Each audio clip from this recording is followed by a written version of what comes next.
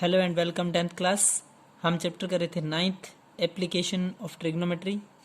Exercise 9.1 के 3 question हम solve कर चुके थे। आज हम क्वेश्चन देखेंगे 4 से आगे। क्वेश्चन नंबर 4 देखें। इंग्लिश मीडियम बच्चे अपनी एनसीईआरटी इंग्लिश में स्टेटमेंट समझें।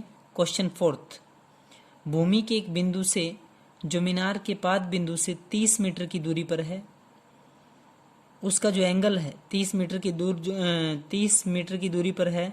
मीनार के शिखर का जो उन्नयन कोण है वो आप लोगों का 30 डिग्री है।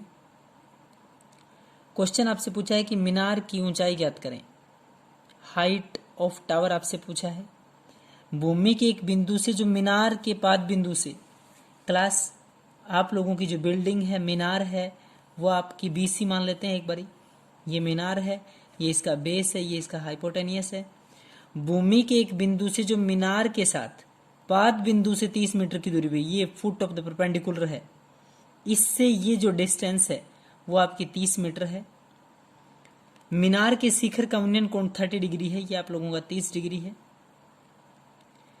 ए से सी हाइपोटेनियस है। मीनार की ऊंचाई, क्लास आप लोगों को ये चीज फाइंड करनी है। जब हम ये क्वेश्चंस करते हैं एप्लीकेशन ऑफ ट्रिग्नोमेट्री, एक चीज आपको दी है वो और एक आपको निकालनी है। क्लास यहाँ पर आप लोगों को निकालना h है, हाइपोटेनियस है। क्या निकालना है? h निकालना है, जबकि आपको दिया क्या है? बेस। क्लियर है?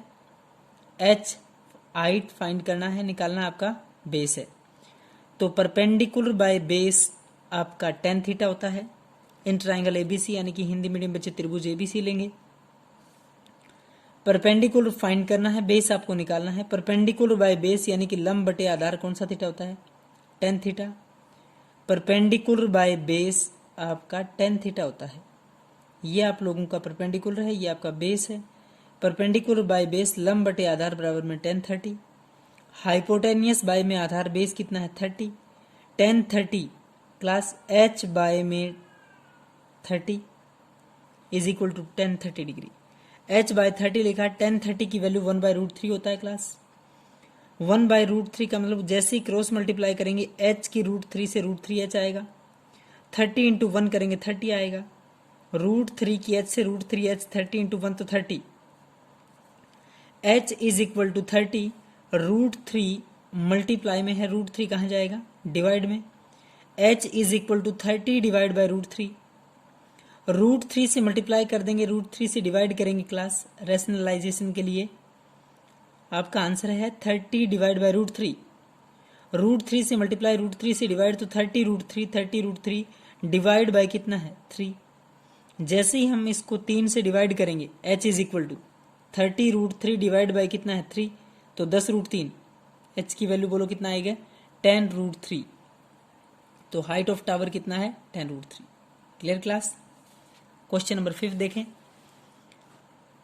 भूमि से 60 मीटर की ऊंचाई पर एक पतंग उड़ रही है।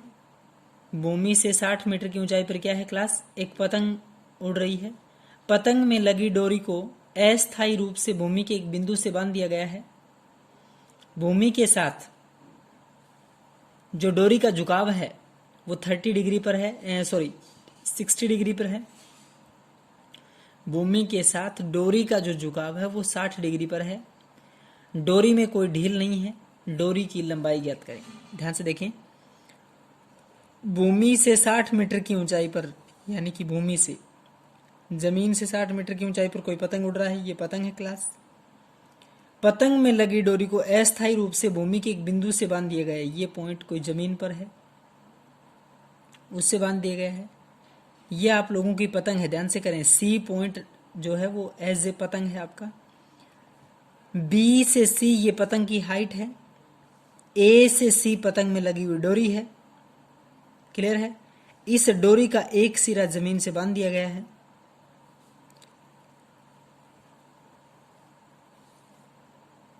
अगला पॉइंट था क्लास आपका, भूमि के साथ डोरी का झुकाव 60 डिग्री पर है। ये आप लोगों का 60 डिग्री पर है। डोरी की लंबाई ज्ञात करें, आपको एसी निकालना है। क्लियर? सबसे पहले इन ट्राइंगल एबीसी, त्रिभुज एबीसी में परपेंडिकुलर आपको दिया है, हाइपोटेनियस निकालना। इसका कोई रोल ही नहीं है। डोरी की लंबाई, क्लास डोरी तो ये है, परपेंडिकुलर दिया है, हाइपोटेनियस निकालना है। परपेंडिकुलर बाय हाइपोटेनियस यानी कि लंब बटे में कर्ण साइन थीटा होता है। परपेंडिकुलर दिया है, हाइपोटेनियस निकालना है क्लास। तो परपेंडिकुलर बाय हाइपोटेनियस लंब बटे में कर्ण sine theta, sine 30 degree, sine 60 degree, sine 60 की वैल्यू √3/2 होता है।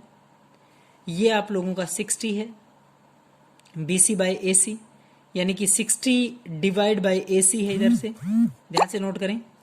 तो 60 डिवाइड बाय AC और साइन 60 की वैल्यू होती है क्लास √3/2।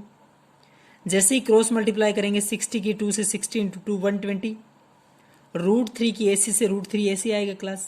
ध्यान से देखें, 60 into 2 60 into 2 120, √3 AC, AC is equal to 120, √3 multiply में है, √3 कहाँ चला जाए, डिवाइड में।